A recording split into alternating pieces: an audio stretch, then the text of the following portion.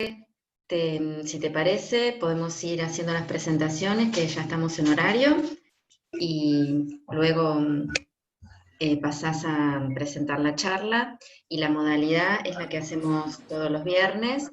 Yo miro las preguntas que pueden ir haciendo por el chat, y luego vos las contestás al final de la charla, ¿está bien? Bueno. La verdad que es un gusto y un gran placer tenerte con nosotros. Desde AFAM te damos la bienvenida. La disertante de hoy es Eugenia Di Libero. Hay un micrófono abierto.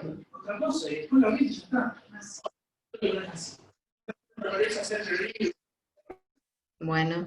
Se puede silenciar al resto. Sí, mejor. Ahí está.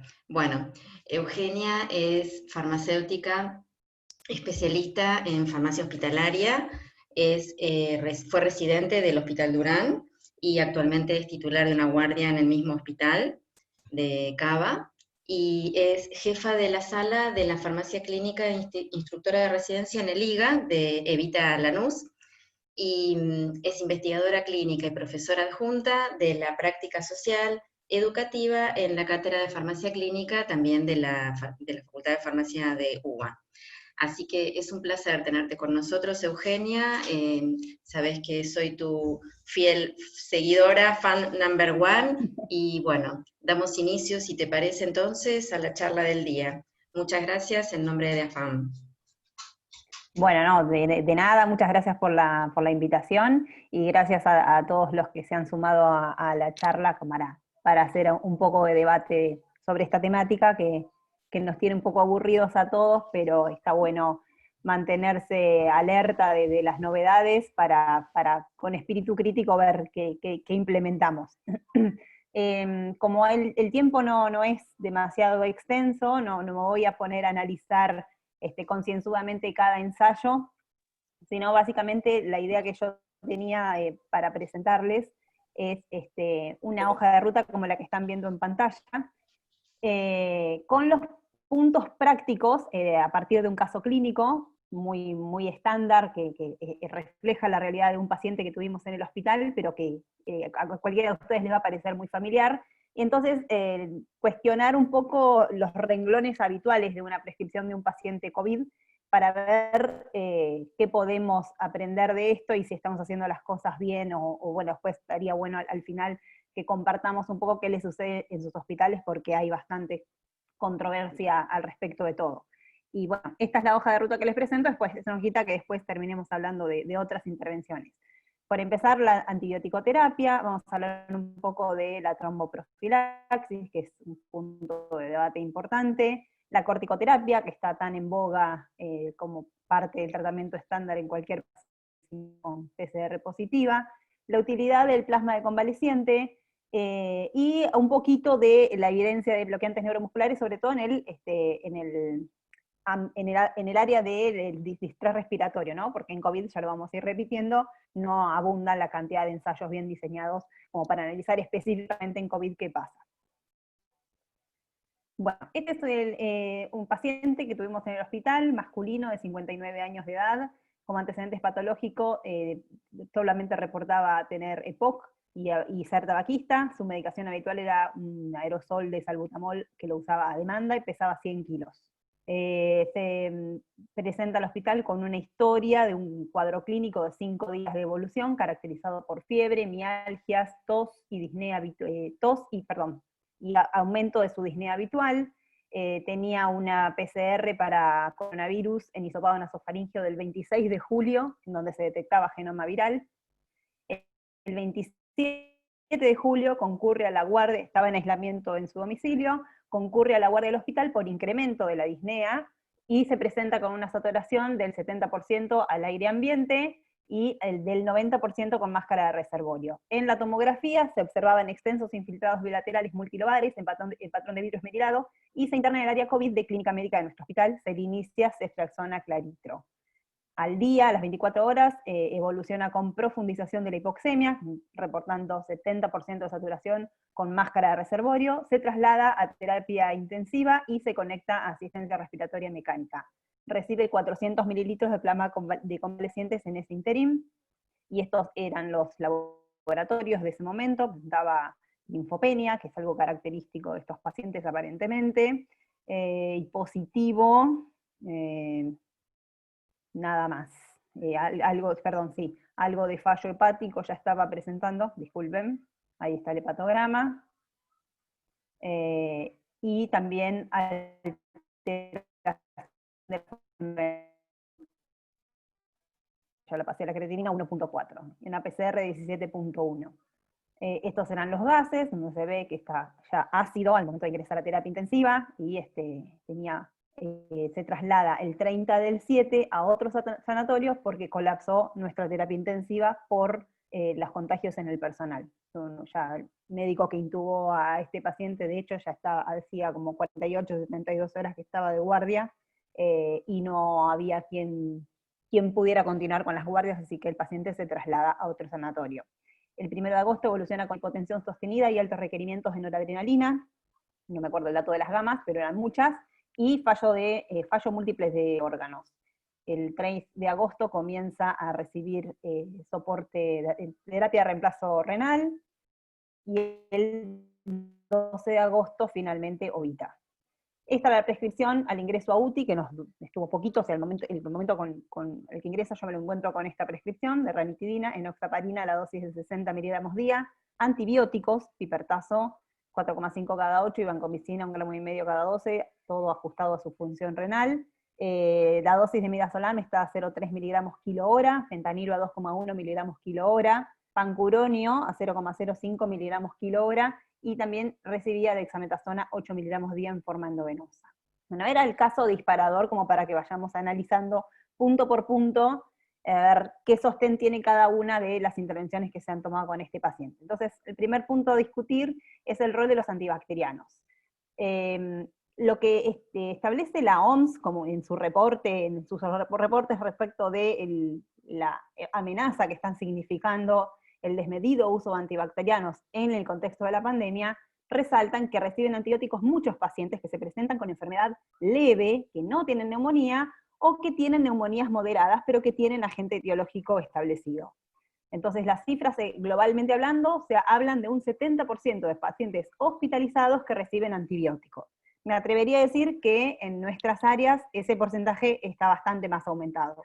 Un grandísimo porcentaje de pacientes que ingresan con neumonía reciben el antibiótico aunque tengan el agente etiológico establecido. Además, se sigue prescribiendo la combinación en algunos países de acitromicina y hidroxicloroquina, que también significa consumo de antibióticos. Entonces, en su reporte, que acá en la guía lo puse, en el último reporte de recomendaciones específicas concernientes a COVID, la OMS hace un llamamiento específico a los programas de optimización del uso de antimicrobianos, ¿sí? Los llamados Antimicrobial Stewardship, les da un rol específico, como para que los equipos que estaban en funcionamiento persistan en funcionamiento, y que si no se vea la posibilidad de armarlos. Esto como para dar cuenta de la crisis ante la que estamos con respecto al uso de antimicrobianos. La recomendación de OMS final en ese documento es que no se recomienda antibiótico-terapia profiláctica o terapéutica para pacientes con COVID, con las formas leves y moderadas de COVID, a menos que exista clara sintomatología de infección bacteriana. Este es un punto de debate porque muchas veces el patrón tomográfico de la neumonía viral puede dar lugar a que, por lo que dicen los infectólogos, a que se confunda con agentes bacterianos que causan el mismo patrón imagenológico. La diferencia es cuando hay un agente etiológico establecido y también cómo está el paciente, ¿sí? Estamos hablando de formas leves o moderadas, quizás el paciente podría expectársele el inicio del antibiótico, eso lo voy a decir más adelante.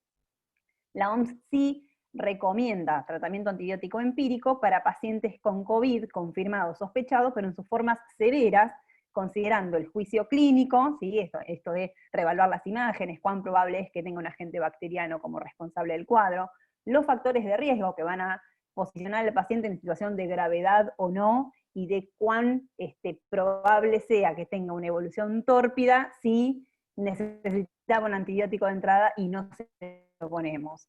Y bueno, también considerar la epidemiología local. con evaluación diaria tendiente al desescalado, y en esto resaltan la sistemática que nos impone la sigla AWARE. La A es un listado de antimicrobianos, básicamente. La A es de access, o sea, que sean antimicrobianos que estén accesibles, están representados por antimicrobianos muy eficaces, de bajo espectro terapéutico, de estrecho margen de cobertura, con poco potencial de generar resistencias. La sigla AA, que significa watch, que son antimicrobianos que se debe visualizar, que se deben tener bajo la mira, y la RE de reserve, en donde hay un grupo de antimicrobianos que debería no utilizarse y reservarse para cuando el agente etiológico está específicamente determinado y se apunte a, digamos, el tratamiento dirigido del cuadro. Entonces, un poco de las cifras porque siempre el argumento es, yo no puedo saber si no tiene una coinfección con un agente bacteriano, yo no puedo saber si no está sobreinfectada su neumonía viral con un agente bacteriano, y es ese el principal argumento, la principal justificación para persistir con la prescripción del antimicrobiano, ¿sí? Los que seguimos yendo a salas nos encontramos en general con ese argumento, que por supuesto es muy atendible. Entonces me pareció interesante ver cuánta es la tasa realmente reportada de coinfección y sobreinfección en los estudios que se han hecho. Entonces, un poco para resaltar, la justificación del uso antimicrobiano con la que nos encontramos puede estar relacionada a la sospecha de coinfección y sobreinfección respiratoria de la comunidad o intrahospitalaria, que también por el curso natural de la enfermedad de la neumonía viral por coronavirus, hacen como una reagudización a algunos pacientes el séptimo a 10 días, y eso puede dar lugar a que la sospecha sea una infección intrahospitalaria, versus la propia patología, la propia historia evolutiva de la neumonía viral. También puede estar relacionado el tratamiento antimicrobiano al tratamiento de una infección secundaria, una infección urinaria, una infección de piel y partes blandas, y también puede estar, podemos tener el contexto de uso antimicrobiano relacionado al tratamiento experimental de la COVID, ¿sí? Un ensayo clínico que esté llevando adelante con, por ejemplo, acitromicina e hidroxicloroquina. Ya bastante en desuso, pero hay algunos ensayos con antibióticos todavía. Las características imagenológicas y la presentación clínica pueden solaparse con otras entidades infecciosas, como decíamos antes, y esto puede dar lugar a la sospecha de una neumonía bacteriana atípica o una neumonía intrahospitalaria, bueno, que justifique la prescripción de antimicrobianos. Entonces, primero nos encontramos con esta publicación de la Clinical Infectious Disease, en donde se recabaron reportes de coinfecciones bacterianas y fúngicas en pacientes diagnosticados por infecciones de coronavirus en general, ¿sí? Incluyeron pacientes con SARS-1, con MERS y con SARS-CoV-2. Incluyeron reportes de la literatura inglesa, mandarina e italiana. De 1007 reportes iniciales, terminaron por criterios de exclusión, o sea, excluyeron a todos los reportes que no investigaran y que no reportaran la tasa de coinfección, y terminaron incluyendo 18 estudios en total, ¿sí? De ellos, la mitad correspondían al contexto de pandemia, o sea, reportaban en COVID-19, un 28% SARS-1, 17% otras infecciones por coronavirus, y un 6% MERS. Entre los reportes focalizados de COVID-19, el 72% de los pacientes recibieron antibiótico, y hubo 8% de casos de coinfección, y no determinaban bien en este estudio los focos, ¿sí? La coinfección a nivel de qué era, si era una coinfección con una infección urinaria, con una infección de partes blandas, si era una bacteremia, si era una infección respiratoria, pero bueno, tasa global de coinfección, la que sería la justificación franca de que el paciente reciba un antibacteriano, 8%. La mayoría, como les decía, fallaron en reportar el lugar del inicio de la infección, no sabíamos si eran de la comunidad o intrahospitalarias, qué tipo de infección se estaba tratando, el mecanismo de identificación, o sea, qué cultivos se habían hecho, y la exposición previa a antibióticos y severidad del cuadro del paciente. Solo incluyeron estudios con coinfección reportada, por lo tanto, este 8% podría estar sobreestimado, ¿sí? La naturaleza evolutiva de la condición, y solo parte refleja esta geografía de esta literatura que incluyeron, nos limita un poco porque geográficamente no incluyeron por ahí nuestras latitudes, ¿sí? Como para hablar un poco de las limitaciones del estudio. Pero dato importante que ya empezamos hablando de una tasa muy baja de coinfección.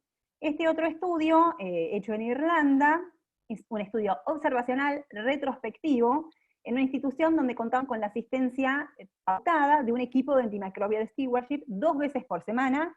Asistían a la sala el bacteriólogo o bacterióloga con farmacéutico o farmacéutica y el infectólogo o infectóloga. ¿Sí? Los tres asistían a revisión del piso para hacer discusión de los pacientes y optimización de la terapia antimicrobiana 2 veces por semana.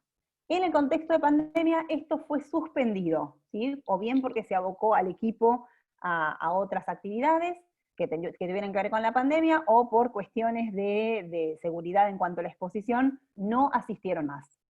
Entonces el objetivo en este contexto fue evaluar la frecuencia de antibiótico-terapia empírica en pacientes COVID, evaluar la frecuencia y metodología de muestreo microbiológico, evaluar la frecuencia de coinfección respiratoria bacteriana y evaluar los factores asociados con la terapia antimicrobiana en ausencia de un equipo de PROA.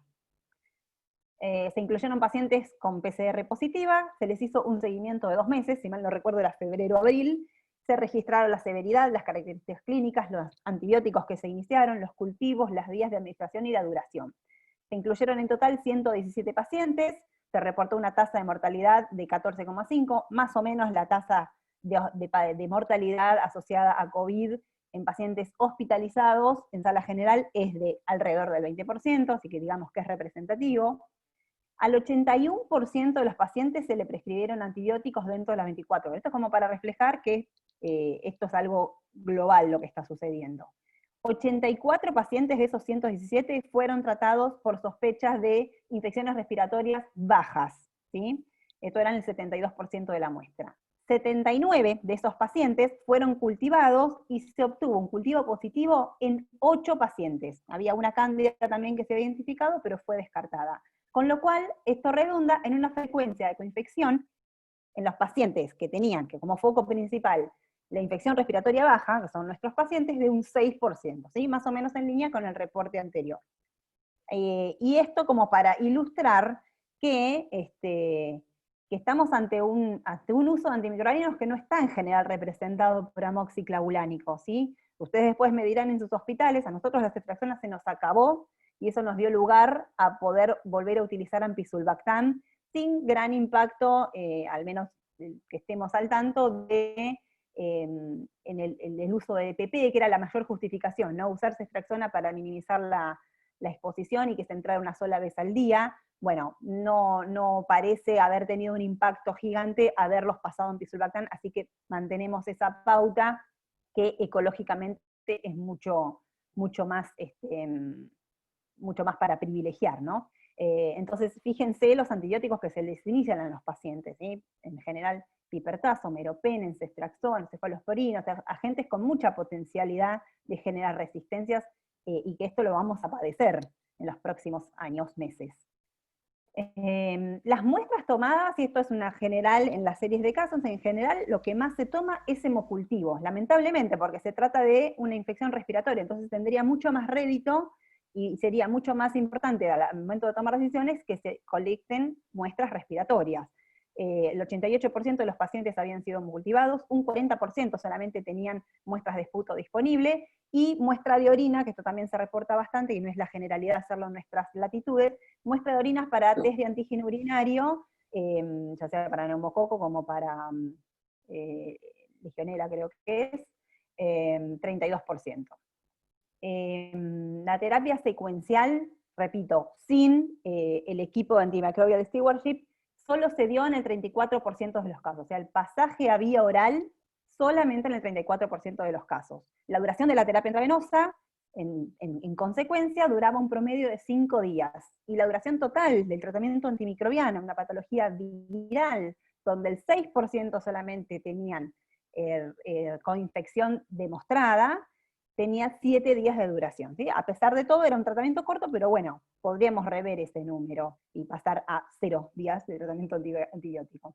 La duración del tratamiento se vio en este estudio que estaba positivamente asociada con las necesidades del paciente de oxígeno suplementario y los valores de PCR, ¿sí? Cuando el equipo tratante veía que no se podía destetar del oxígeno, que los valores de PCR eran altos, tendían a utilizar tratamientos más largos.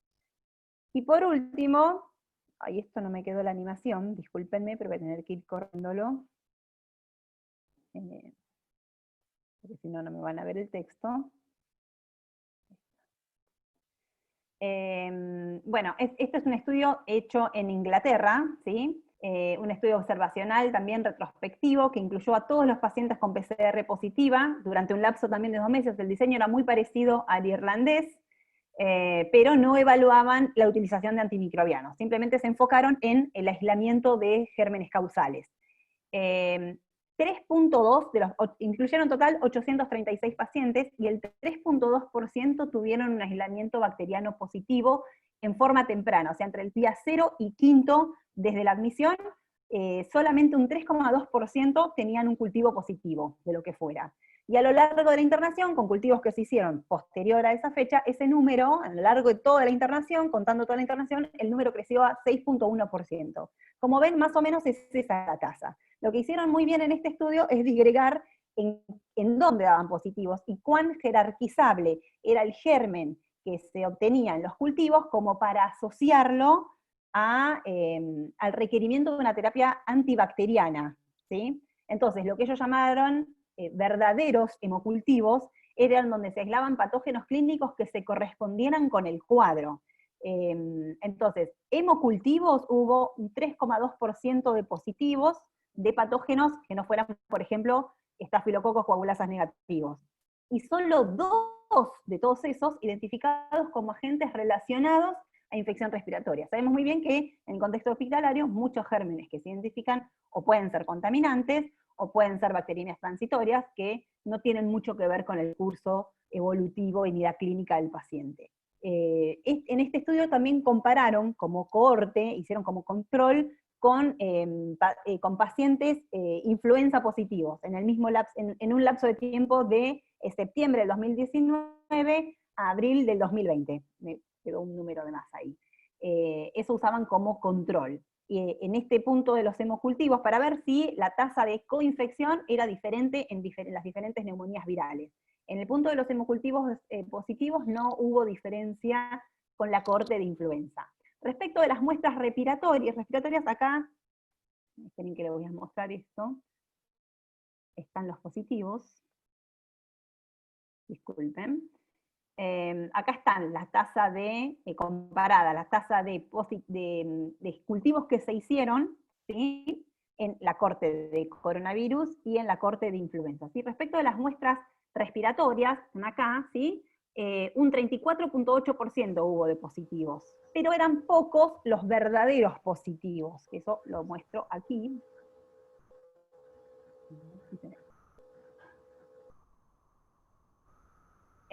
Ven aquí cuáles son los patógenos y están diferenciados a la izquierda, lo que se consideraba adquirido de la comunidad, y a la derecha lo que era relacionado con la hospitalización, ¿sí?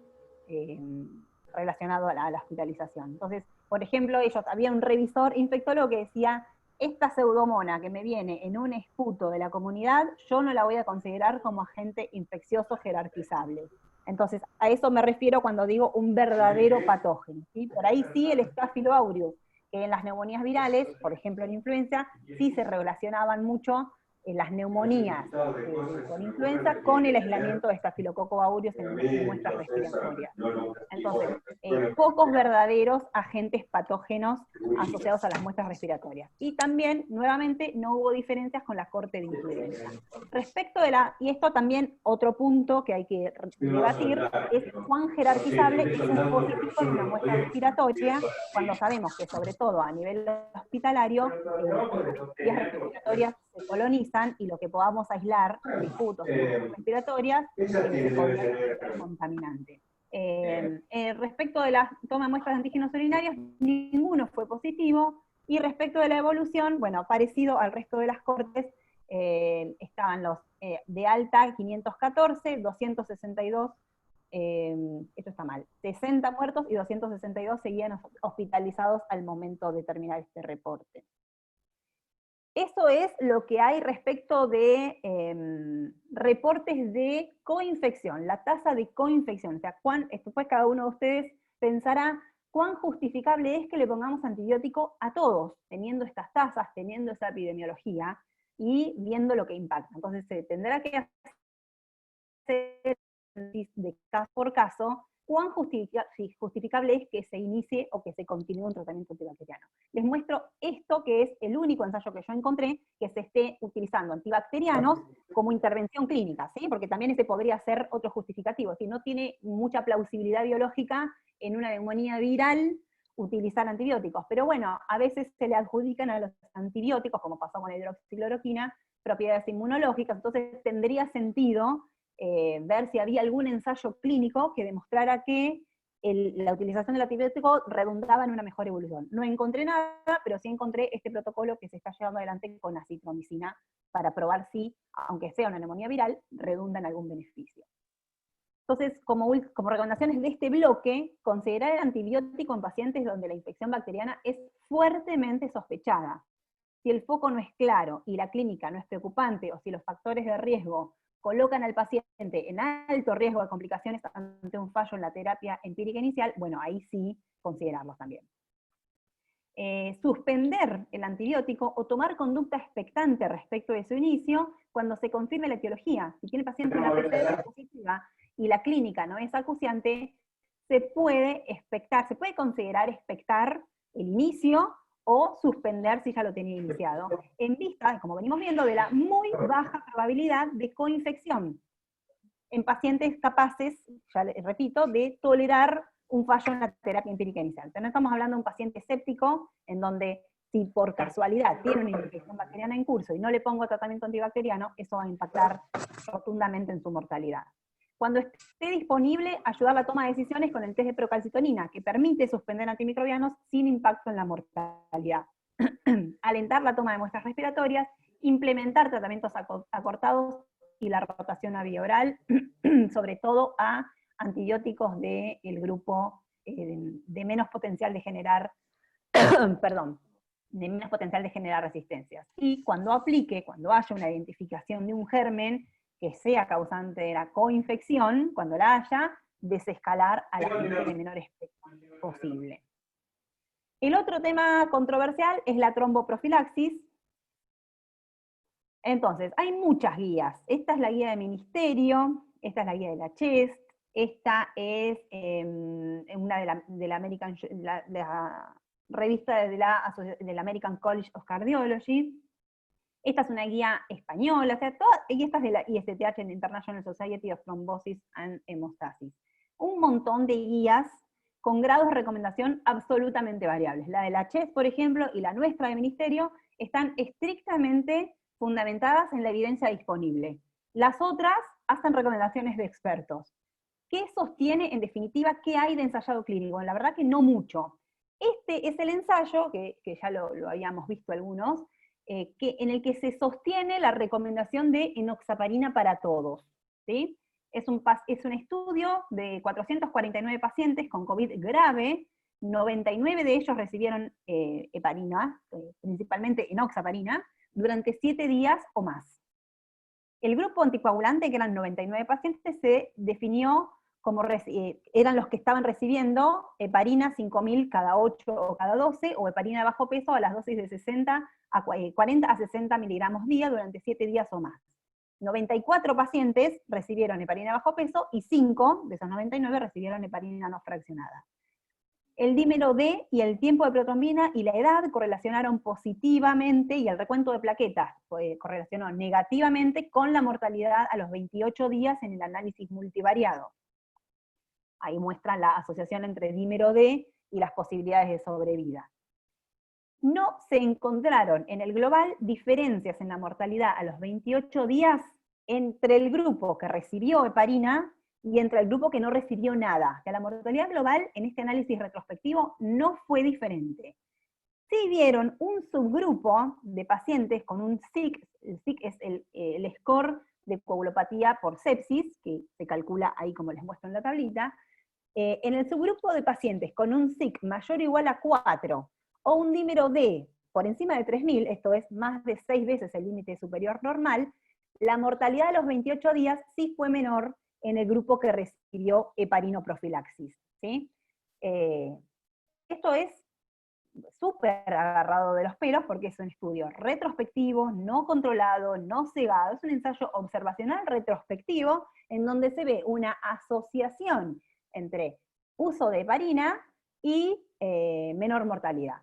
Por otro lado, muchos de estos pacientes, por lo que se sabe, lo poco que se sabe de la historia natural de COVID, es que muchos cursan con lo que se llama coagulación intravascular diseminada, en donde la utilización de cualquier anticoagulante y de heparinas es controversial, ¿sí?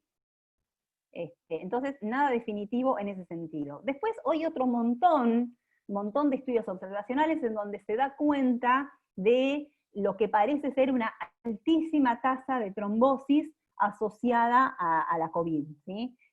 La mayoría de todos esos estudios y de todos esos reportes son muy proactivos, muy de ir a buscar la trombosis, de hacer dopplers donde no hay una sintomatología, de hacer autopsias, que es una conducta que no se tiene con el resto de las patologías.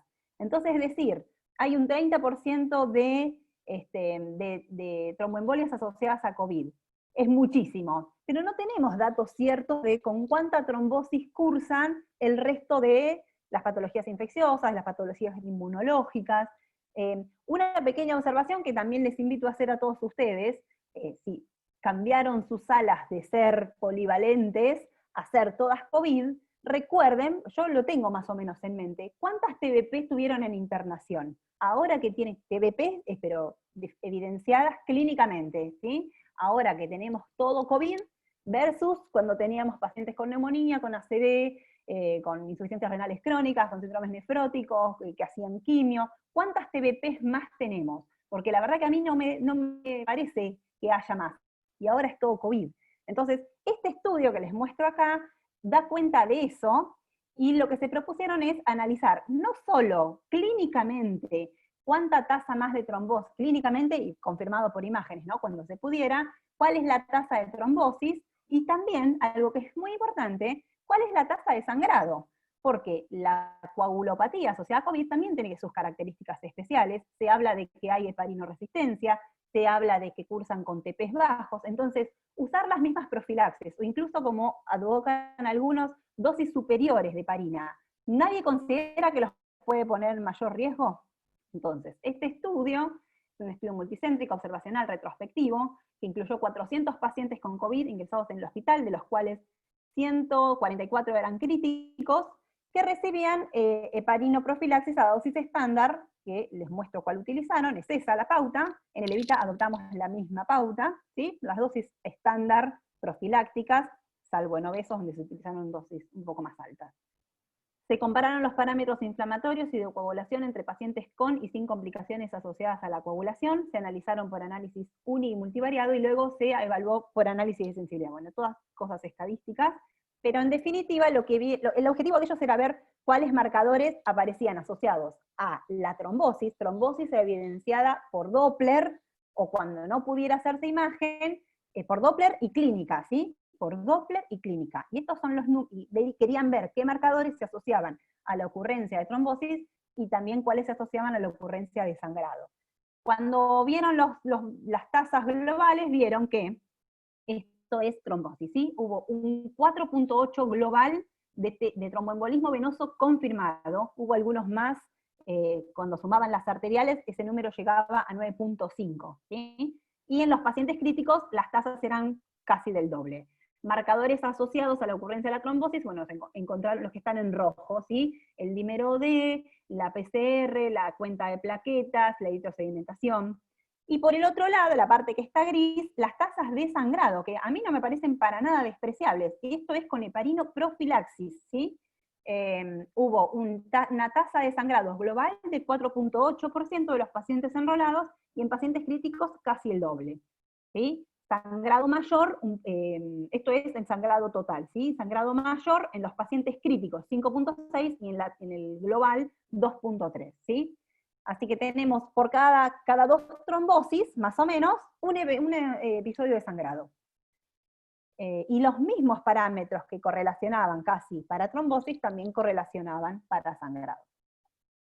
Se observaron tasas de trombosis consistentes menores a las reportadas en China o Europa, incluso incluyendo trombosis no vasculares o las no confirmadas, ¿sí? Porque aún no teniendo confirmado por Doppler, por cuestiones operativas, por proteger al personal, a veces no se hacían los Doppler, pero cuando el paciente tenía clínica, lo consignaban en el ensayo como trombosis positiva. Y también consignaron como trombosis las trombosis extravasculares, cuando se trombosaba un catéter, por ejemplo. Así todo, las tasas de trombosis fueron muchísimo menores a las reportadas en otras geografías. Pero hicieron mucho énfasis en la clínica. Y también, bueno, notable la incidencia de sangrado, que no es despreciable.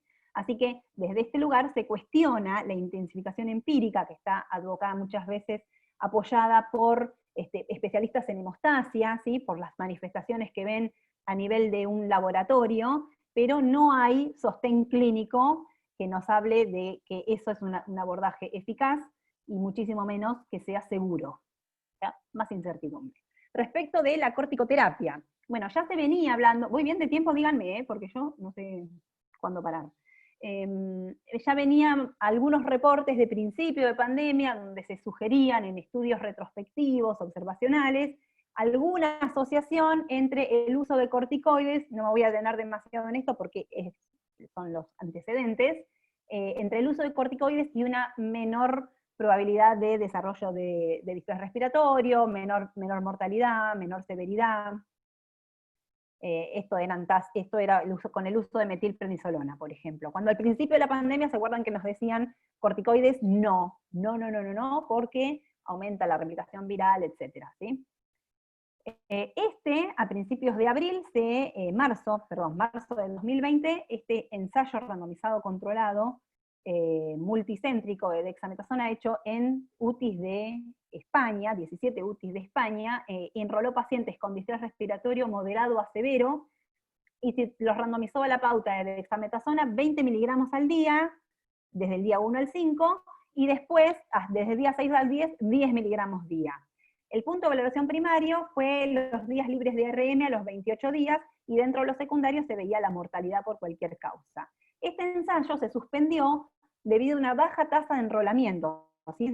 Debían, para tener poder estadístico adecuado y poder concluir respecto de si había un beneficio o no, tenían que incluir 157 pacientes por rama, y no los terminaron de enrolar, pero bueno, estuvieron ahí cerca, ¿sí? Llegaron a enrolar 138 y 139. ¿Sí? Pero bueno, este estudio no tiene lo que se llama poder estadístico. Así todo, sin poder estadístico, se observaron groseras diferencias a favor de la pauta con dexametasona en puntos de valoración clínicamente muy importantes, como los días fuera del ventilador, ¿sí? Diferencia de casi 5 días, como la mortalidad por cualquier causa al día 60, 15% de diferencia, la mortalidad en UTI, una diferencia del 12%, ¿sí? Así que este ensayo se tendría que interpretar como generador de hipótesis, porque no tenía poder, se tendría que interpretar como hallazgos, todos estos, pero es bastante contundente lo que ya se venía viendo. Y después llegó el ensayo Recovery, ¿sí? El ensayo Recovery es un ensayo controlado, no ciego, multirama, en donde a los pacientes se los enrolaba a cuidados estándar o alguna rama de tratamiento que incluía dexametasona, hidroxicloroquina, lopirrito, acitromicina, tocilizumab o plasma de convalecientes. Se enrolaron pacientes hospitalizados con sospecha o confirmación de COVID, y se asignaban en una relación 2:1 a recibir cuidados estándar versus cuidados estándar más dexametasona a la pauta endovenosa o vía oral de 6 miligramos por día por 10 días, o si se iba antes, cuando se fuera de alta, ¿sí? Lo máximo eran 10 días.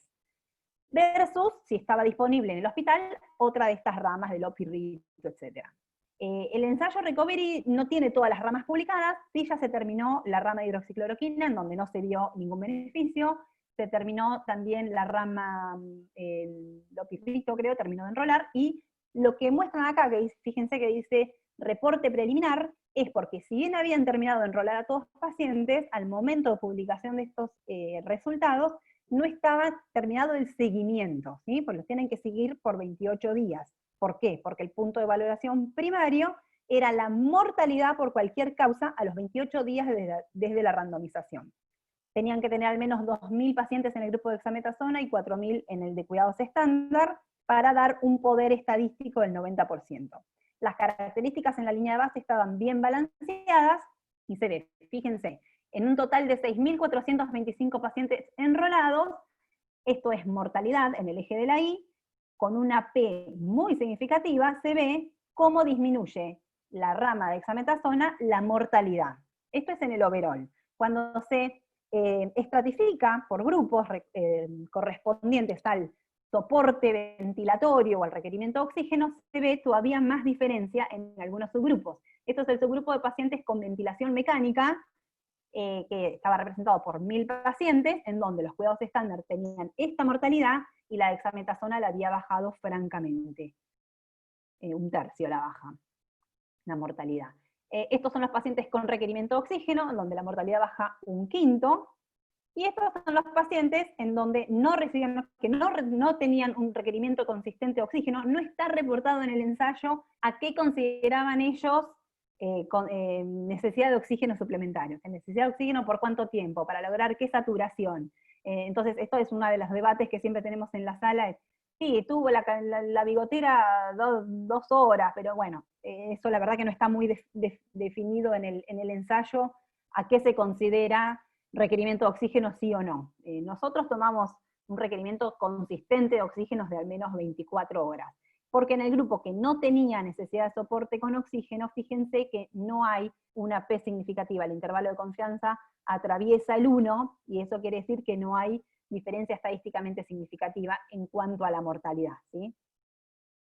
Bueno, esta es otra forma de graficarlo. Fíjense que acá está la línea de identidad, lo que toca el 1 no es significativo, si bien en el overall hay diferencia a favor de la dexametasona, los dos subgrupos en donde sí se ve una diferencia muy evidente son los que tienen requerimiento de ventilación mecánica o requerimiento de oxígeno. Y un endpoint secundario que me pareció interesante resaltar en el recovery es que también los pacientes asignados a dexametasona tenían menor posibilidad de pasar a requerir ventilación mecánica, ¿sí? Algo que en contexto de pandemia, con la escasez no de ventiladores, sino de terapistas, y de terapias intensivas funcionantes, es algo a evitar, ¿sí? El requerimiento de ventilación mecánica. Y por último les muestro respecto de corticoides, un metaanálisis, ¿sí? Que está sponsoreado por la OMS, en donde se incluyeron todos estos ensayos que se hicieron con corticoides, y acá simplemente no voy a aburrirlos demasiado, pero fíjense que se ensayaron la hidrocortisona y la metilprednisolona, con estas pautas que están acá. El peso de todo este metaanálisis está fuertemente puesto en los ensayos con dexametasona, y ni que hablar el recovery, ¿sí? Que se lleva el 57% del peso en este grupo de dexametasona. Entonces, yo diría que si bien el overall, en el análisis fijo, ¿sí? Por efecto fijo, da a favor como de que es un efecto de clase, el corticoide, que daría lo mismo cualquiera, yo, la verdad que el análisis que hago es que lo que está demostrado que funciona es la dexametasona. Todos estos ensayos tienen menor cantidad de pacientes enrolados, porque cuando se publicaron los resultados del recovery, muchos dejaron de enrolar pacientes, y fíjense que la mayoría tocan la línea de identidad, salvo el recovery. Y esto es las diferencias respecto del uso de corticoides, analizados por subgrupos respecto de la necesidad de ventilación mecánica, ¿sí? También hubo diferencia en pacientes que usaban vasoactivos, no hubo diferencias entre los que no usaban. Entonces podría interpretar como que los pacientes que no requerían inotrópicos tuvieron el beneficio del corticoide, los que ya lo requerían no tuvieron beneficio, y espero haberme explicado. En el resto de los subgrupos fue consistentemente a favor del corticoide el efecto, ¿sí? Y esto para que lo puse, para que vean los efectos adversos, ¿sí? No se reportaron, por otro lado, que tuvieran una tasa de efectos adversos diferente a los que no recibían corticoides. Bueno, respecto del plasma de convalecientes, ¿qué es lo que hay? Porque ya se ha convertido como un estándar de cuidado de paciente que ingresa con signos de severidad, De hecho, bueno, en otros países también se ha autorizado el uso y se hacen registros, pero hay poco, de verdad, en cuanto a ensayo clínico bien diseñado. Este es un metaanálisis de la Cochrane, publicado en julio, actualizado en julio, porque ya se había publicado en mayo, en donde se plantean evaluar si el plasma de convaleciente o la transfusión de inmunoglobulina hiperinmune es efectiva y segura en el tratamiento de personas COVID. Se identificaron 20 estudios, solo un ensayo randomizado controlado, 3 estudios de intervención no randomizadas, pero controladas. Esto quiere decir que el investigador elegía, a vos te pongo en este grupo, a vos te pongo en el otro. O sea, no había un procedimiento de randomización. 16 ensayos no controlados, ni randomizados. Esto es, y bueno, fíjense, se incluyeron estudios que en total totalizaban, valga la redundancia, 5.443 pacientes, de los cuales 5.211 recibían plasma. Esto habla de que la mayoría no son estudios controlados. No tenemos parámetros contra qué comparar el efecto del plasma. La mayoría de los pacientes que se enrolan reciben una infusión de plasma.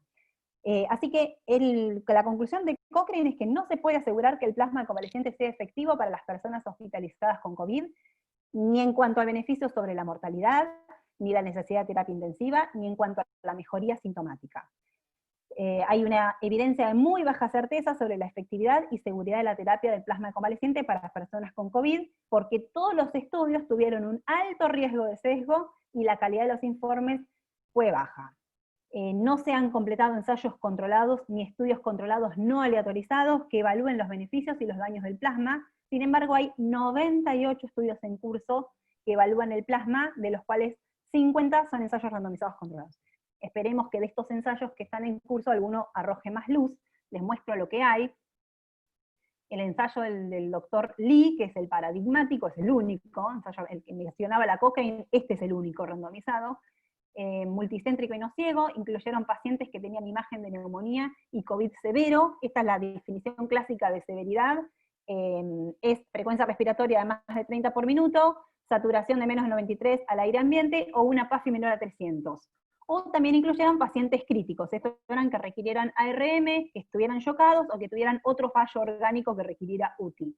Se los randomizó a plasma de convaleciente más cuidados estándar, que incluyeron 52 pacientes, es muy chiquitito el estudio, versus cuidados estándar solo, ¿sí? Recuerden que es no ciego. Y se los estratificó por severidad a los pacientes.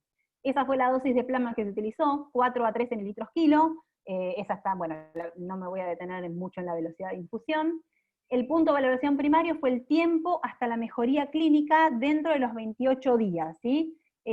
Había un score de 7 puntos, en donde si el paciente, el punto número 7 era la muerte y el punto número 1 era paciente de alta. Si el paciente mejoraba 2 puntos en esa escala, se lo consideraba como que había tenido efecto positivo del plasma. Este estudio lo que le pasó, la gran limitante es que se necesitaban 100 pacientes por rama para tener poder. Que un estudio tenga poder, lo recordamos, es que me permita evidenciar una diferencia cuando la haya. Este estudio no dio a favor del plasma, pero yo me tengo que preguntar, ¿no dio a favor del plasma porque realmente el plasma no sirve? ¿O porque el estudio, como no tenía poder y era muy chiquitito, no pudo evidenciar una diferencia que de verdad existe? Bueno, algo hay como para sugerir que eso podría haber pasado. Se incluyeron 103 pacientes porque se les acabó la pandemia, así que no pudieron incluir más pacientes. La edad promedio era 70 años, aproximadamente un 40-50% era severos y un 60-50% críticos, eran pacientes bastante graves. Desde que se los randomizó, desde el inicio de los síntomas hasta que recibieron efectivamente el plasma pasaron 30 días. Estaban bien distribuidos, y miren lo que sucedió. Esto es en el overall, y esta es la P. La P, si no es menor a 0.05, no es significativa. Así que en el overall, el plasma versus el control, en este estudio, repito, que no tenía poder para evidenciar una diferencia si la hubiera, y si la encontráramos sería un hallazgo, no hubo diferencia. Pero en el subgrupo de pacientes con enfermedad severa, sí hubo una P significativa. Recuerden, evaluaban la mejoría sintomática. Esto es lo máximo que podemos concluir de este estudio, ¿sí? Unas tendencias, en el subgrupo de pacientes severos, sí hubo diferencia estadísticamente significativa, en cuanto a la mediana de tiempo para lograr la mejoría clínica, ¿sí? De 4 días. Y también menor tiempo para el alta. ¿Sí? Son puntos de evaluación no duros, como la mortalidad o la necesidad de ventilación mecánica, sino que se enfocan más bien en la sintomatología. Esto sería lo máximo que se podría sugerir de este estudio a favor del plasma, una tendencia a la mejoría sintomática. No me quedaron las animaciones tampoco, pero bueno. A ver, perdónenme, lo voy a hacer ahora.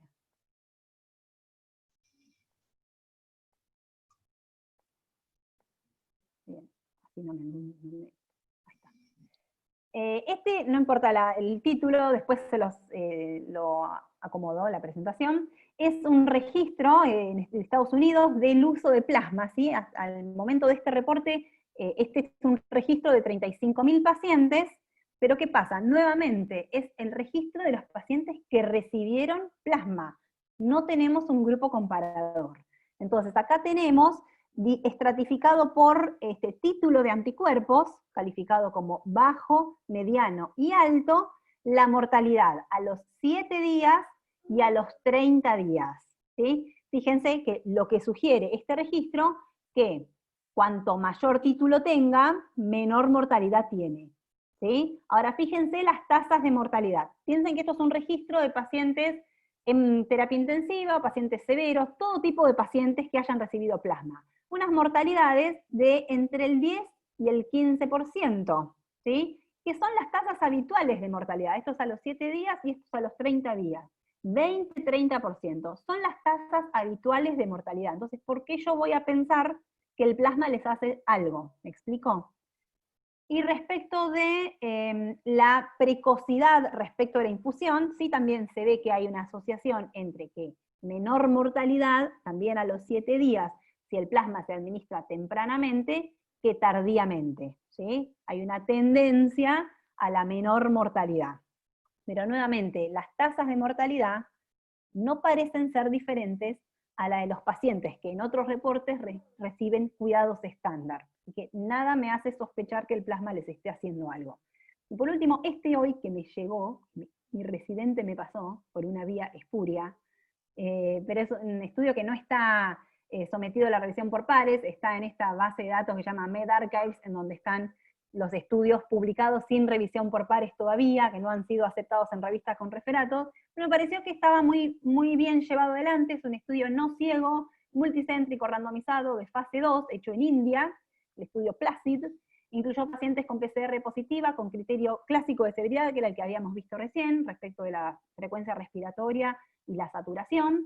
A los pacientes se les dio los cuidados estándar de la institución, que incluían al momento de hacerse el estudio una multiplicidad de fármacos. Se les daba hidroxicloroquina, a algunos se les daba lopirrito, a algunos remdesivir, a otros se les daba tocilizumab, versus este mismo estándar de cuidado, más 2 infusiones de 200 mililitros de plasma de convalecientes transfundidos separados por 24 horas. El punto de evaluación primario fue un combinado de progresión a enfermedad severa, así que es un punto de evaluación mucho más interesante que el del ensayo chino. Era el paciente que pasara a una PAFI menor a 100, o que muriera por cualquier causa dentro de los 28 días, era calificado como positivo. Entonces, veían la diferencia en la ocurrencia de este punto de valoración. El poder era adecuado, se hizo análisis por intención de tratar, las características en la línea de base, si bien estaban sometidos a múltiples fármacos, estaban bien balanceados en las dos ramas los porcentajes de pacientes que habían recibido cada fármaco, o sea que no se podría atribuir cualquier diferencia o cualquier no diferencia a un desbalance en ese sentido. Y lamentablemente no hubo diferencias en el punto de evaluación primaria, o sea, el plasma de convaleciente en este estudio, que a mí me parece que está muy bien hecho, no tuvo efecto en la progresión a hipoxemia severa, o una PAFI severa, o mortalidad por cualquier causa. Sí se observaron diferencias en puntos de evaluación subjetivos, como la necesidad de oxígeno suplementario, o la sensación de disnea, pero recuerden que este es un estudio no ciego, así que los propios autores dicen que esos son puntos de valoración que podrían, la diferencia deberse al sesgo habitual de este tipo de ensayos. Y otra cosa interesante que el 80% de los participantes les testearon el título de anticuerpos neutralizantes. El 80% de los participantes tenía título adecuado de anticuerpo neutralizante. Entonces, bastante como para cuestionarse la utilidad de plasma con todo lo que venimos teniendo hasta el momento. El último tópico a discutir es el de bloqueantes neuromusculares, que no hay nada en COVID, pero es algo con lo que nos enfrentamos todos, de, bueno, ¿por qué se usa tanto? ¿Por qué esa cantidad? ¿Puede ser esa cantidad? Bueno, ahí no tengo demasiadas certezas, simplemente les voy a mostrar el ensayo pivotal que coloca a los bloqueantes neuromusculares como parte del cuidado estándar del paciente con distrés respiratorio, pero después, ¿qué hace que en estos pacientes se esté requiriendo tanto? Bueno, es bastante variable, lo que hice fue hablar con terapistas porque no tengo la respuesta de la bibliografía. Por empezar, les muestro estas guías de práctica clínica para el uso sostenido de los agentes neuromusculares bloqueantes.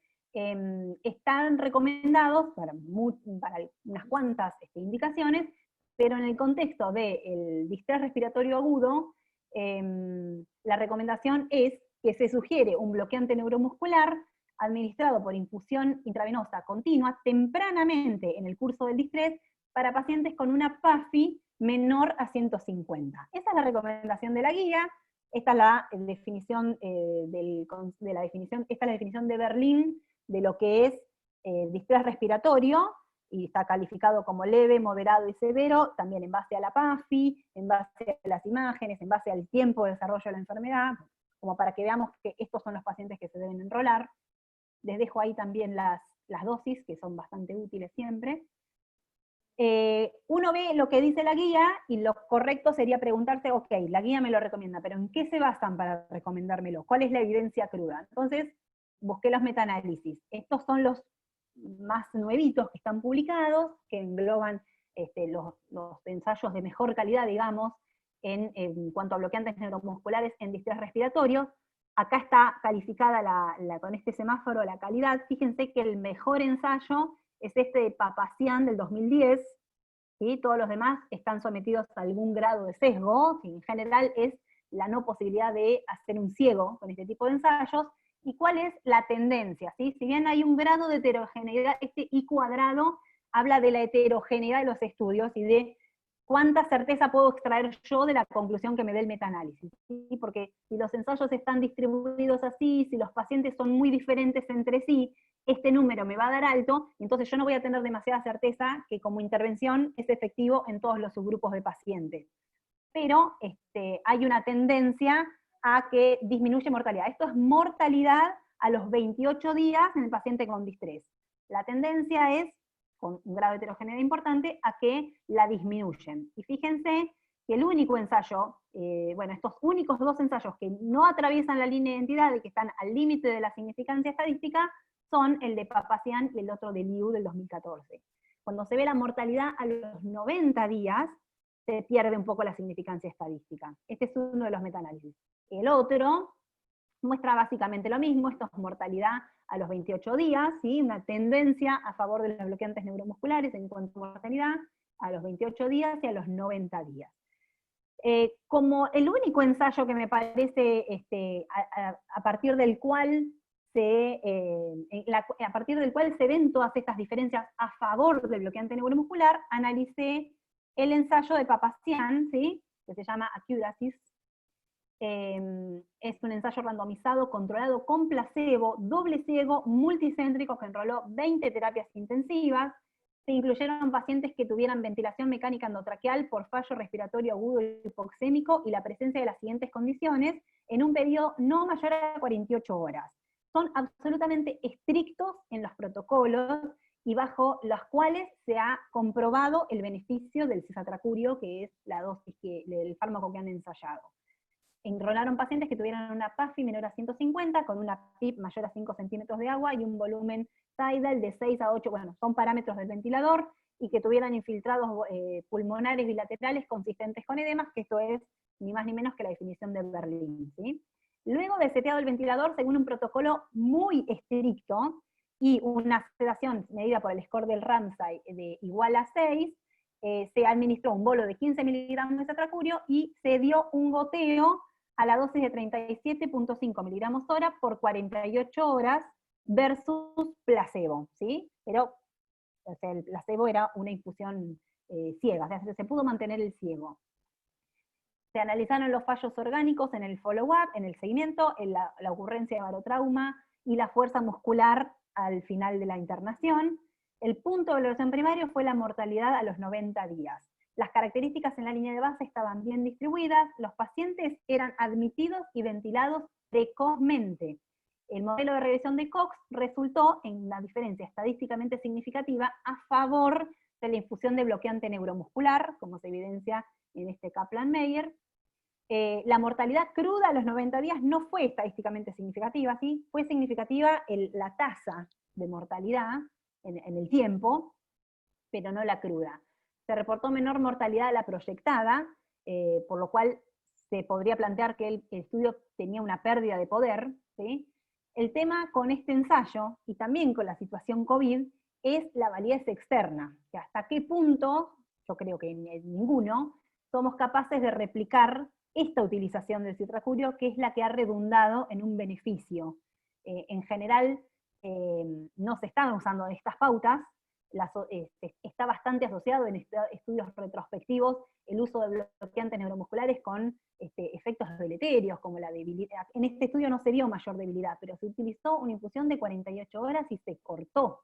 Bueno, la situación de COVID no está permitiendo que se pueda cortar por varios motivos, y esto es lo que hablaba con los terapistas. Por un lado, los modos ventilatorios necesitan que el paciente esté absolutamente relajado, porque a veces si se le retira el bloqueante neuromuscular, no se adaptan.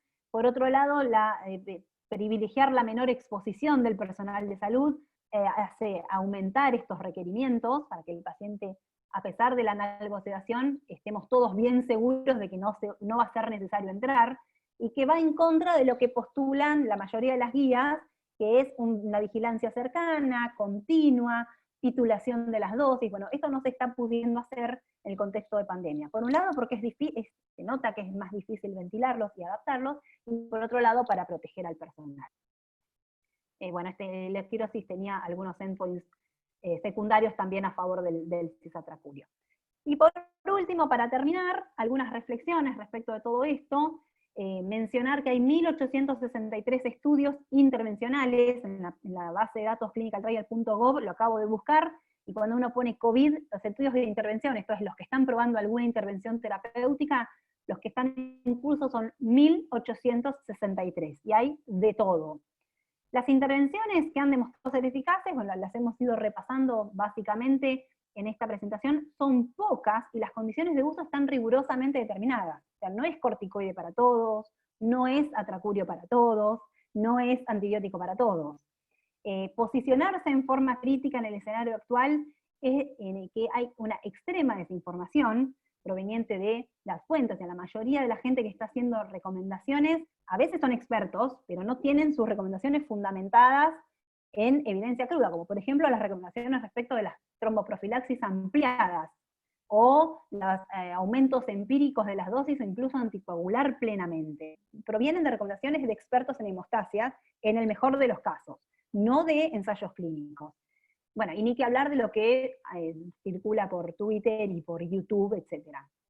La calidad de los estudios, es todo el tiempo un bombardeo desde las fuentes de información, estudios de muy mala calidad, como estudios observacionales, todos los días se ve, las estatinas se asociaron a mejor evolución, la vitamina D se asoció a mejor evolución, la metformina se asoció a mejor evolución.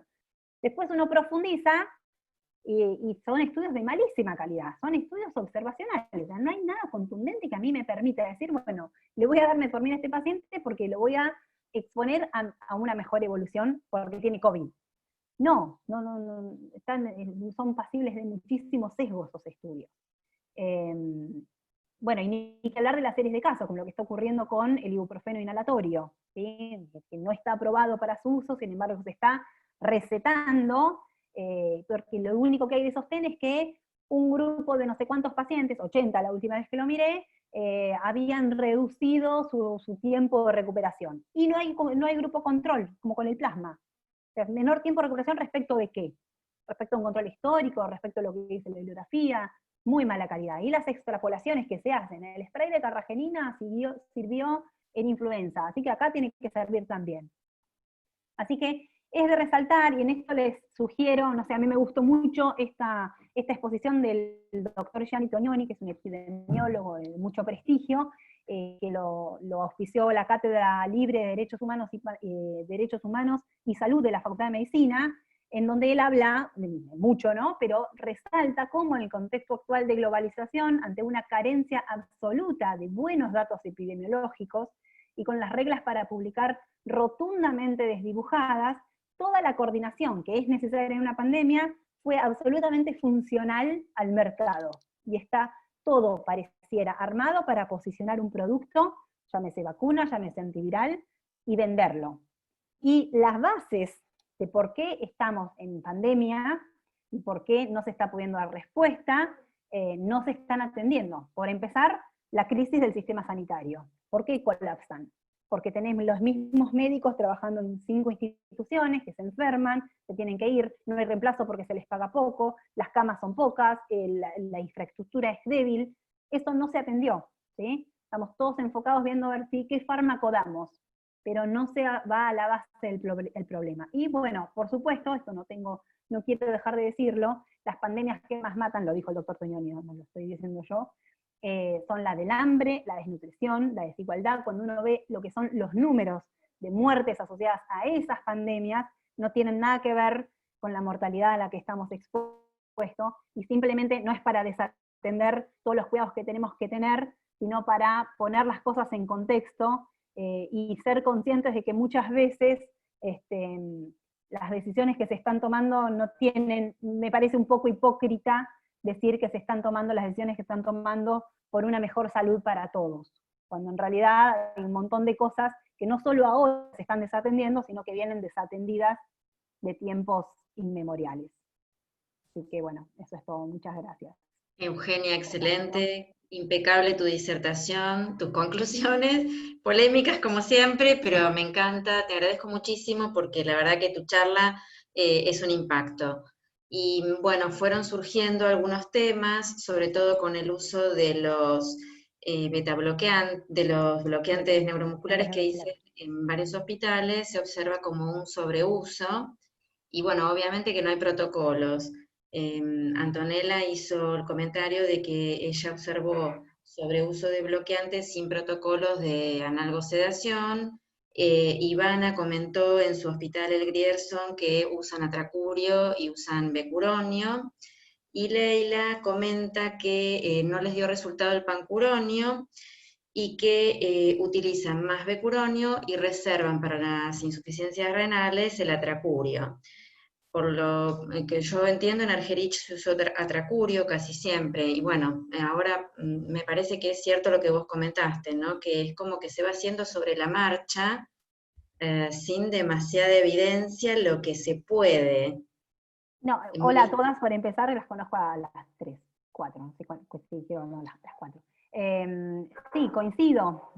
Lo que pasa que también es como una encrucijada, porque si bien puedo llegar a coincidir en que el sobreuso tiene que ver a veces con un uso no responsable del fármaco, ya sea desde las condiciones de distribución que están fallando, a veces desde las farmacias, las condiciones de almacenamiento que se están pudiendo implementar en las terapias intensivas, las condiciones de preparado del fármaco, porque yo puedo llegar a sospechar que el enfermero se viste una vez y va y le cambia el goteo a todo, se haya terminado o no se haya terminado, para no entrar múltiples veces, cómo se están preparando los goteos.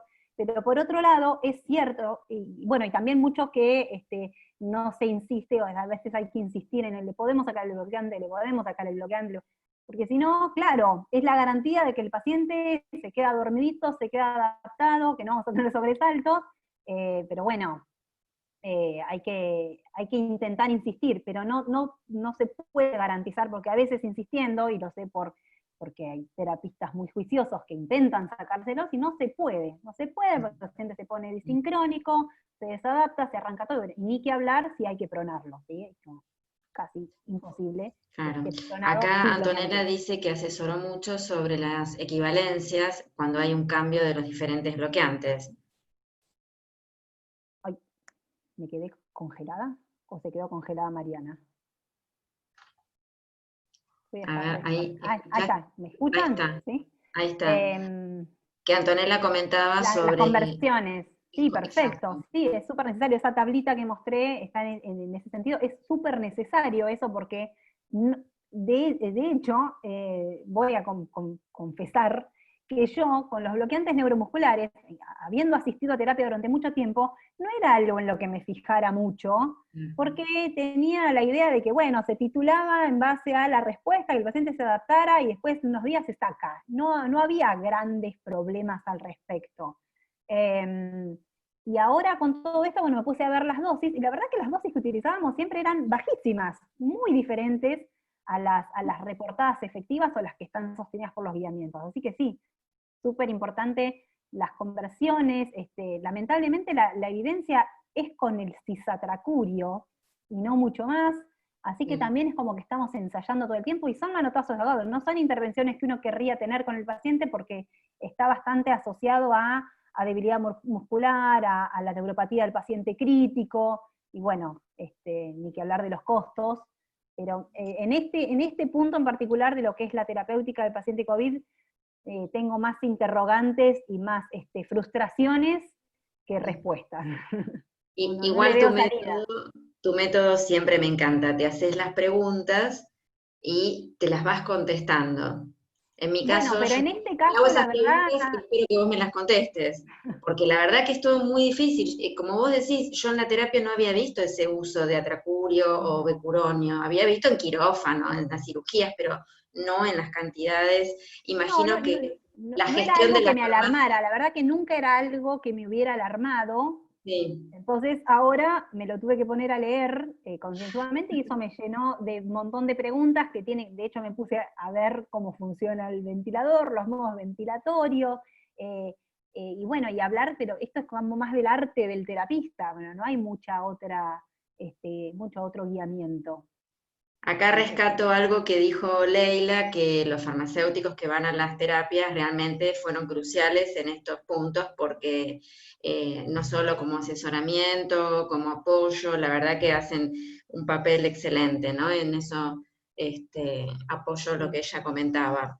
Y otra de las cosas que se preguntaba en el chat, Ivana decía si sobre los celtamivir, nuestro tan querido, que al Lo, inicio hubo como lo un... seguimos teniendo venciéndose en otra de las grandes intervenciones de la industria. No, no tiene ninguna utilidad demostrada en el contexto de COVID. Perfecto, Y con porque respecto a lo que decía Leila, también quiero decir que me parece algo alentar la vuelta del farmacéutico a la sala. Yo sé que es riesgoso, que es súper controversial, pero es necesario que con la protección adecuada estemos ahí porque se logra muchísimo. totalmente. Y me parece a mí, perdón, que esto es muy personal y es súper debatible, los médicos no pueden elegir si se exponen o no. Nosotros también tenemos un rol que venimos peleando hace un montón, entonces me parece un poco injusto, no sé bien cómo es la palabra, replegarnos y decir, yo no me quiero exponer, y desatendemos lo que todo el tiempo quisimos hacer que nos posicionara. Pienso exactamente como Sí, vos y no me parece que con los cuidados yo no voy a ir encima del paciente a intubarlo. Me parece que el riesgo de entrar al office de enfermería es más o menos el mismo que el de ir a Coto, realmente, o el del transporte público. por Si supuesto. uno O sea, tiene yo los cuidados entiendo, el miedo lo necesarios, tenemos todos, de hecho muchos se han contagiado, muchos han tenido que faltar, pero bueno, y bueno, está esto nos dentro pone de las en reglas del riesgo a juego. todos y el papel que hacemos en la sala es súper visible, ya sea desde la camaradería y lo que recibimos en la sala, porque muchos de nosotros también estamos haciendo tareas que no son específicamente las que hacemos habitualmente, pero esto nos desbordó a todos, entonces estar presentes en la sala para ayudar en lo que podamos hace muchísimo la diferencia, ya sea desde la empatía de conformar un equipo, como sobre el uso de medicamentos. Esa es mi visión. Y yo te quería preguntar, porque al principio, cuando hablaste, digamos, de los protocolos de antibióticos, los stewardships, y vos seguís refiriendo la OMS como, digamos, una bibliografía a consultar siempre, es, porque viste que al principio fue como que la OMS estuvo medio, em, no sé, me parece al principio de la pandemia como que sacó ciertas reglamentaciones o recomendaciones que no fueron bien vistas, puede ser. Sin embargo, vos la nombrás como Sí, yo una la OMS. nombro como una institución oficial que emite recomendaciones. Ahora, como a cualquier institución oficial, yo le cuestiono las recomendaciones, Perfecto. pero ni hablar. Y también tener en cuenta que esto, que yo haya dicho al principio no se usan los corticoides, y ahora digo, ay, sí, eso no quiere decir que no tenga credibilidad, o sea, estamos construyendo la evidencia. Hablamos desde lo poquísimo que sabemos con lo que va saliendo. Bueno, Antonella también dice que el ajuste por peso ideal, que es otro de los temas que no se contemplaba. Bueno, el uso de oseltamivir lo comentaste. Sí. Estoy mirando el chat. Sí, lo mismo que nosotras decimos, que en este momento están en las salas, yo creo que no es momento de abandonar el barco, exactamente Para como nada, piensan para ustedes. nada.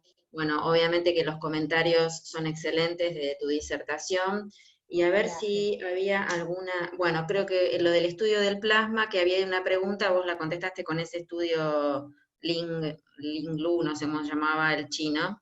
El, Eh, el delito, sí. Sí, había una pregunta, pero lo contestaste al mismo tiempo. Y bueno, sobre TBP me encantó tu observación. No hay ninguna otra patología que no sea COVID en este. Para años de pelearme contra el mal uso de la nosaparina y ahora no podía dejar de suceder. Pero bueno, ahora es la verdad que es dramático, dramático. Sí, En provincia como que se equipararon los precios, o sea que al final la lucha no tiene demasiado sentido porque sale lo mismo un día de parina, una locura, sale un día de parina lo mismo que un día de noxa. En Cava creo que los precios todavía dan a favor de la heparina. Pero más allá de si heparina, si heparina, ya de por sí en la TBP en paciente hospitalizado es de bajísima incidencia y está desde las guías súper reconocidas, y desde la evidencia cruda también, los números para evitar una TBP son de unos NNT amplísimos, amplísimos. Y sin embargo, no nos lo cuestionamos y le ponemos tromboprofilaxis a todos. Y en este contexto sí. también, fogoneado por estos ensayos que estuvieron saliendo, observacionales, se veía una altísima tasa de trombosis en las biopsias y qué sé yo, perdón, en las autopsias. Bueno, anticoagulemos a todos. ¿Con qué sostén? Yo entiendo el miedo, lo entiendo, lo mismo que con los antibióticos, entiendo el miedo, pero nadie contempla el riesgo acompañante. Y hay pacientes en los que desde la clínica se puede evaluar cuán expectante se puede tomar una conducta para no terminar medicando con cosas que no tienen eficacia comprobada y que impactan no solo en los costos, sino en el caso de los antibióticos, en la ecología con la que nos vamos a encontrar al final de la pandemia con un desastre. Eso me parece bastante dramático también. Sí, creo que igual en la desesperación se tomaron muchas medidas, y incluso desde ministerio, porque lo de oseltamivir al principio había salido desde guías de ministerio.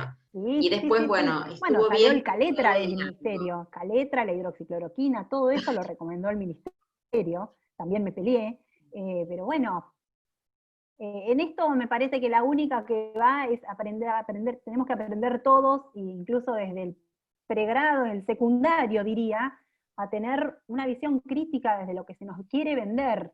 No, yo no me creo más que inocentemente quieren lo mejor para nuestra salud. No, pensemos que en realidad lo que quieren en primera línea, como siempre, es vender. Yo Tenemos que ser entiendo que la industria es quien invirtió y y ver quien quiere recuperar su inversión, pero también entiendo lo que decís, que hay que saber limitar y saber justamente hacer el análisis crítico que vos haces. La verdad que creo que eso es lo importante, nos tocó eso y hay que mirar y tratar de aprovechar realmente lo que nos brinda y la calidad de vida que nos dan los medicamentos, pero con las limitantes necesarias. Esa es sí, mi conclusión, ¿no? es un La excelente verdad, ejercicio para profesionales con años de carrera y con años de experiencia, pero fundamentalmente para quienes están en formación, que yo los veo absolutamente bombardeados por todas estas directivas, sostenidas a veces por sus jefes y jefas, o incluso a veces instituciones, siempre es un buen ejercicio preguntarse ¿por qué voy a hacer esto? ¿Qué beneficio le estoy atrayendo al paciente? ¿No lo estoy poniendo en riesgo? A veces la respuesta va a ser difícil de encontrar, pero bueno, juntarse, generar clubes de discusión de la evidencia, los farmacéuticos la verdad que tenemos una gran oportunidad para generar eso. Créanme que cuando uno hace el espacio es muy aprovechado y es muy requerido. Con los resis en el Evita, la verdad que te generó un espacio de discusión muy hermoso, y es lindo ver la avidez que tienen de conocimiento y ver que empiezan a desconfiar del status quo. Está Sí, muy está bien de bueno. preguntarse. Bueno, Sí. Eugenia, te liberamos. Te agradecemos muchísimo desde AFAM que nos hayas brindado tu charla. Esperamos poder contar con vos en un futuro cercano, como siempre.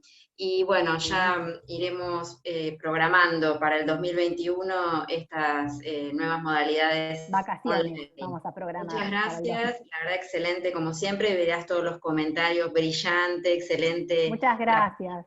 manera crítica de la doctora, bueno, brillante tu análisis crítico, excelente, gracias, excelente disertación, bueno, desde todos los ángulos, desde todo, la verdad que es así.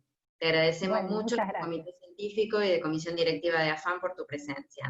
Muchas Gracias a gracias. todos y recuerden que queda la charla, luego se sube al canal YouTube para poder estudiarla y repasarla, las partes que nos perdimos, y bueno, muchísimas gracias. No, de nada, gracias por la invitación, saludos a mis residentes, y perdón las faltas de animaciones en algunas diapos, pero bueno, ya estoy quemada como todos y algunas cosas se me pasan. Gracias por la invitación, un placer, y muchas gracias a todos los que asistieron, y por los comentarios y por participar. Los felicito a todos. Bueno, muchas gracias y buen fin de semana para todos. Hasta la próxima.